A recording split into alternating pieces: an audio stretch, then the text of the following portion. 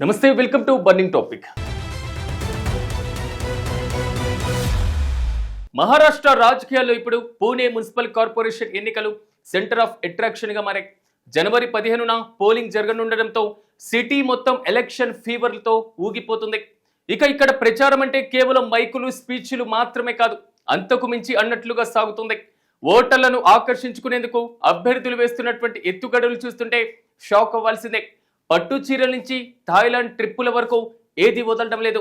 మరి Pune ground reality ఏంటో ఈ స్పెషల్ స్టోరీలో చూద్దాం.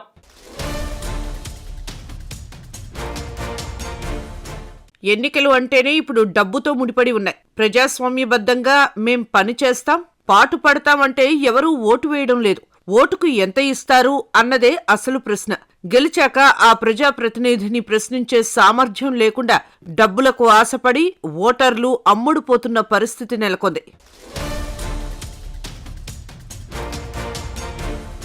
మహారాష్ట్ర పూణే మున్సిపల్ కార్పొరేషన్ ఎన్నికల వేళ రాజకీయ వాతావరణం వేడెక్కింది. సుదీర్ఘ విరామం తర్వాత జరుగుతున్న ఈ ఎన్నికల్లో విజయం సాధించేందుకు అభ్యర్థులు ఓటర్లపై వరాల జల్లు కురిపిస్తున్నారు. సంప్రదాయబద్ధమైన హామీలు, నమస్కారాలకు కాలం చెల్లిందని భావిస్తున్న నేతలు ఓటర్లను ఆకర్షించేందుకు కనీ విని ఎరుగని రీతిలో ఖరీదైన కానుకలను ఎరగా వేస్తున్నారు. పైథానీ చీరలు, లగ్జరీ కార్ల నుంచి ఏకంగా ఫ్లాట్లు, ఫారిన్ టూర్ల వరకు ఉచిత హామీల పర్వం కొనసాగుతోంది. ఇవి చూసి ఓటర్లు మాత్రమే కాకుండా రాజకీయ విశ్లేషకులే ఆశ్చర్యం వ్యక్తం చేస్తున్నారు. ఎన్నికల్లో డబ్బులు పంచడం పాత పద్ధతి, కానీ ఏకంగా రియల్ ఎస్టేట్ వెంచర్లనే రంగంలోకి దించడం ఇప్పుడు హాట్ టాపిక్. పూణేలోని పలు వార్డుల్లో అభ్యర్థులు వినూత్నంగా ప్రచారం నిర్వహిస్తున్నారు. లోహేగావ్, ధానోరీ ప్రాంతాల్లో ఒక అభ్యర్థి మహిళా ఓటర్ల కోసం లక్కీ డ్రా నిర్వహించి విజేతలకు ఒక్కొక్కరికి సుమారు 1100 చదరపు అడుగుల భూమిని ఇస్తామని ప్రకటించి అందర్నీ ఆశ్చర్యపరిచారు. ఇది కేవలం ఓటర్లను ప్రలోభపెట్టడం కాదని, మహిళా సాధికారత కోసమేనని సదరు అభ్యర్థి సమర్థించుకోవటం గమనార్హం. ఇప్పటికే దీనికి సంబంధించి రిజిస్ట్రేషన్లు కూడా మొదలయ్యాయి. Strike while the iron is hot అన్న సామెతను పాటిస్తూ నోటిఫికేషన్ రాగానే గ్రౌండ్ వర్క్ కంప్లీట్ చేశారు. మరో డివిజన్లో యువతను మరియు పెళ్లైన జంటలను ప్రసన్నం చేసుకునేందుకు ఒక అభ్యర్థి ఇంటర్నేషనల్ ఆఫర్ ఇచ్చారు. వఘోలి ప్రాంతంలో భార్యాభర్తల కోసం 5 రోజుల థాయిలాండ్ పర్యటనను ఆఫర్ చేస్తుండగా పింప్రి చించ్వాడ్లో నిర్వహించిన లక్కీ డ్రా ద్వారా ఖరీదైన ఎస్యూవీ కార్లను బహుమతిగా ఇస్తున్నారు. కేవలం భారీ బహుమతులే కాకుండా నిత్యం ఉపయోగపడే వస్తువులను కూడా అభ్యర్థులు ఓటర్లకు పంపిణీ చేసి గెలిపే లక్ష్యంగా ప్రచారం చేస్తున్నారు. ఎన్నికల తర్వాత లక్కీ డ్రా తీసి విదేశీ ప్రయాణానికి పంపిస్తామని ఆశ చూపిస్తున్నారు. లైఫ్ ఈజ్ ఏ జర్నీ అనుకునే యువతకు ఇది పెద్ద ఎరగా మారింది. విమాన్ నగర్ వంటి చోట్ల మహిళల కోసం ప్రత్యేక పోటీలు నిర్వహించి పైఠానీ చీరలను అందజేస్తున్నారు.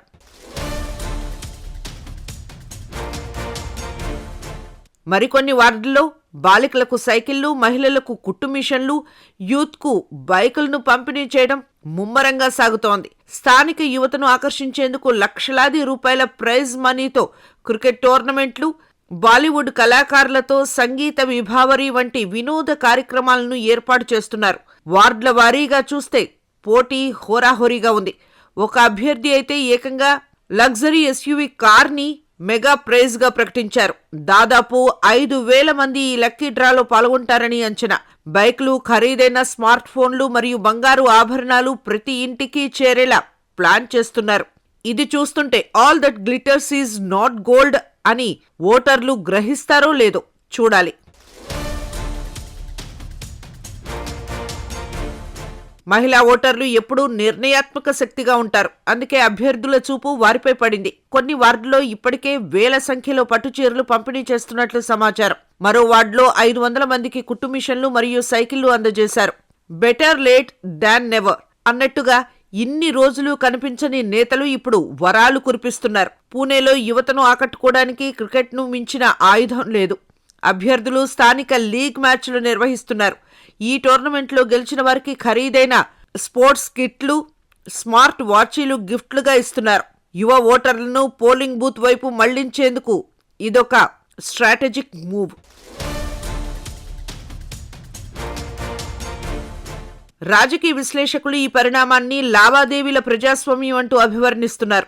ఓటర్లను పౌరులుగా కాకుండా కస్టమర్లుగా చూస్తున్నారని, ఎన్నికలను భవిష్యత్తులో లాభాలు పొందే పెట్టుబడిగా అభ్యర్థులు భావిస్తారని వారు విమర్శలు గుప్పిస్తున్నారు. వచ్చే ఏడాది జనవరి 15వ తేదీన పూణే మున్సిపల్ ఎన్నికల పోలింగ్ జరగనున్న నేపథ్యంలో నిబంధనలకు విరుద్ధంగా ప్రలోభాలకు గురి చేస్తున్న అభ్యర్థులపై ఎన్నికల అధికారులు కఠిన చర్యలు తీసుకోవాలని సామాజిక కార్యకర్తలు డిమాండ్ చేస్తున్నారు. ఇలాంటి పరిణామాలు ప్రజాస్వామ్య వ్యవస్థపై తీవ్ర ప్రభావం చూపుతాయని రాజకీయ విశ్లేషకులు హెచ్చరిస్తున్నారు. ఓటును కొనుగోలు చేసే ప్రయత్నాలు స్వేచ్ఛాయుత ఎన్నికల సూత్రాలకు విరుద్ధమని, ఎన్నికల కమిషన్ అభ్యర్థుల ఖర్చుపై కఠిన నిఘా పెట్టాలని వారు సూచిస్తున్నారు. నిబంధనలు ఉల్లంఘించిన వారిపై కఠిన చర్యలు తీసుకుంటేనే ప్రజాస్వామ్య విలువలు నిలబడతాయని సామాజికవేత్తలు అభిప్రాయపడుతున్నారు. ఓటర్లు తమ ఓటు విలువను గుర్తించి తాత్కాలిక లాభాలకు కాకుండా నగర భవిష్యత్తును దృష్టిలో పెట్టుకుని నిర్ణయం తీసుకోవాల్సిన అవసరం ఉందన్న అభిప్రాయం బలంగా వినిపిస్తోంది. పూణే ఎన్నికలు కేవలం అభ్యర్థుల గెలుపు ఓటమి విషయం మాత్రమే కాదు, ప్రజాస్వామ్యానికి పరీక్షగా మారతాయన్నది రాజకీయ వర్గాల అంచనా.